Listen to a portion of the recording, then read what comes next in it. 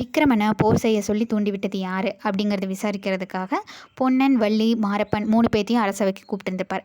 அப்போ பொன்னன் சொல்லுவான், இதுக்கு எல்லாத்துக்கும் காரணம் இந்த மாரப்பன் தான். அவன் தான் நான் படையை திரட்டிட்டு வரேன், நீ போர் செய்ய அப்படின்னு சொல்லி இளவரசரை தூண்டிவிட்டான் அப்படின்னு சொல்கிறான். அப்போ மாரப்பன் வந்துட்டு, நான் அவங்க என்ன பிளான் பண்ணுறாங்க அப்படின்னு தெரிஞ்சுக்கிறதுக்காக கொஞ்ச நாள் அவங்களுக்கு சப்போர்ட் பண்ணுற மாதிரி நடித்தேன்.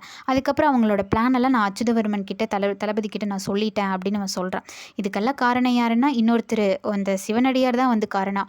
அவர் தான் அடிக்கடி இந்த விக்ரமனையும் அருள்மொழி தேவியும் பார்த்து பேசிட்டு போவார்.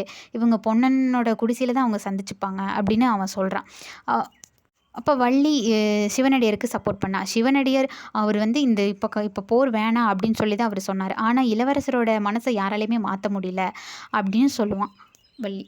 இந்த மாரப்பனோட ஆசை எல்லாமே கப்பம் கட்டினாலும் பரவாயில்ல, இந்த பல்லவ சாம்ராஜ்யத்துக்கு கீழே சோழர் சாம்ராஜ்யம் இருந்தாலும் பரவாயில்ல, மொத்தத்தில் அவனுக்கு ராஜாவாக இருக்கணும். அதுதான் இவன் நினச்சது. இப்போ இதுக்கு சேனாதிபதி பதவி எதிர்பார்த்தான். அதனால் மகாராஜா நீ உன் மேலே ஏற்பட்ட சந்தேகம் எனக்கு இன்னும் தீரல மாரப்பா, அதனால் இப்போ சேனாதிபதி பதவிக்கு நீ இப்போ ஆசைப்படாத, நீ அந்த பதவிக்கு தகுதியானவன் அப்படிங்கிறது நீ நிரூபி அப்படின்னு சொல்லிடுவார். இதையெல்லாம் குந்தவி கேட்டுட்டு தான் இருப்பாள். இந்த சிவனடியார் பற்றி பேசினோடையுமே குந்தவிக்கு முழிச்சுப்பா. அப்போ மாரப்பன்கிட்ட கேட்பா, இந்த சிவனடியாரை நீ எப்படியாவது எனக்கு பிடிச்சி கொடுத்துரு அப்படின்னு சொல்லுவான். உடனே மாரப்பனுக்கு கொஞ்சம் ஹாப்பியாயிரும். ஏன்னா இவனோட ஆசையே என்ன, குந்தவி தேவியை கல்யாணம் பண்ணிக்கணும், இந்த பல்லவ சாம்ராஜ்யத்துக்கு சக்கரவர்த்தியாக இருக்கணும், இதுதான் ஆசை. சரி, இவன் இப்போ இந்த ஆசை கேட்குறா, இதை நம்ம எப்படியாவது நிறைவேற்றிட்டோம்னா அவளோட மனசில் நம்ம இடம் பிடிச்சிடலாம்ல அப்படின்னு சொல்லிட்டு ஒரு ஆசையை வளர்த்துக்கிறான். சிவனடியாரை பிடிக்கிறதுக்கான ஏற்பாடுகளெல்லாம் அவன் பண்ணுறான். நரசிம்ம சக்கரவர்த்தி வாதாபிக்கு படையெடுத்து போனப்போ படைத்தளபதியாக இருந்தவர் பரஞ்சோதி. அவர் வாதாபியிலிருந்து திரும்பி வந்ததுக்கப்புறம் ஒரு முழு நேர சிவபக்தனாக மாறிட்டார். பட்டையும் ருத்ராட்சமும் அணிந்து இந்த சிவபாடல்கள் எல்லாம் பாடி சிவனுக்கு சேவை செய்கிறவராக மாறிட்டார். அவரோட பேரை சிறு தொண்டர் அப்படின்னு சொல்லி மாற்றிட்டார். இந்த பரஞ்சோதி சிறு தொண்டரும் ஒன்று தான். அவர் திரும்பி அவரோட இந்த பல்லவ சாம்ராஜ்யத்துக்கு இவரை சக்கரவர்த்தி பார்க்குறக்காக வராரு அப்படின்னு சொல்லிட்டு ஒரு செய்தி வருது. பரஞ்சோதி பார்த்திப மகாராஜுக்கு ரொம்ப வேண்டப்பட்டவர்.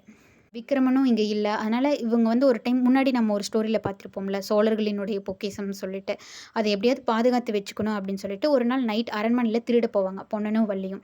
அது எப்படியோ எல்லாத்துக்கும் மண்ணிலையும் கண்ணுலேயும் மண்ணை தூவிட்டு அந்த பெட்டி எடுத்துகிட்டு வந்துடுவாங்க. அப்போ மாரப்பனும் பின்தொடர்ந்து வந்துடுவான். அவங்ககிட்ட தப்பிக்கிறதுக்காக சிவனடியார்கிட்ட அந்த பெட்டியை கொடுத்து மறைச்சி வச்சுருந்துருப்பாங்க. அடுத்த நாள் இந்த சிவனடியார்கிட்ட கொடுத்த பெட்டி இந்த பல்லவ சக்கரவர்த்தி நரசிம்மர் கொடுப்பார். இந்த என்னோட சிநேகிதர் சிவனடியார் இதை அவங்ககிட்ட கொடுக்க சொல்லி கொடுத்தாரு அப்படின்னு கொடுப்பாரு. ஒரு விஷயம் முன்னாடியே தெரிஞ்சிருந்ததுன்னா நான் ரகசியமாக சிரிப்போம்ல, அந்த மாதிரி வள்ளி சிரிக்கிறா. எதுக்காக அப்படி சிரிச்சா, இதுக்கு பின்னாடி என்ன ஸ்டோரி இருக்கிறது அப்படிங்கிறதெல்லாம் அடுத்த வர வீடியோஸில் பார்க்கலாம்.